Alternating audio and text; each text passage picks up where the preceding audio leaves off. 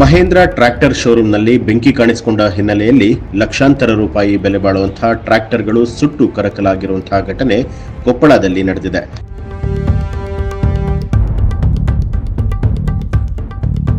Gangavathi ನಗರದಲ್ಲಿರುವಂತಹ Mahendra YB tractor ಶೋರೂಂನಲ್ಲಿ ಈ ಘಟನೆ ನಡೆದಿರುವಂಥದ್ದು.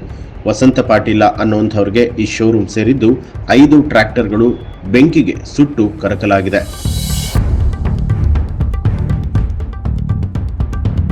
ವಿದ್ಯುತ್ ಶಾರ್ಟ್ ಸರ್ಕ್ಯೂಟ್ನಿಂದಾಗಿ ಬೆಂಕಿ ಕಾಣಿಸಿಕೊಂಡಿದೆ ಅಂತ ಹೇಳಲಾಗಿದೆ. ಇನ್ನು ಸಮಯಕ್ಕೆ ಸರಿಯಾಗಿ ಅಗ್ನಿಶಾಮಕ ದಳದ ಸಿಬ್ಬಂದಿಗಳು ಬರದ ಹಿನ್ನೆಲೆಯಲ್ಲಿ ವಾಹನಗಳು ಸುಟ್ಟಿದೆ ಅಂತ ಹೇಳಿ ಸ್ಥಳೀಯರು ಆರೋಪಿಸಿದ್ದಾರೆ.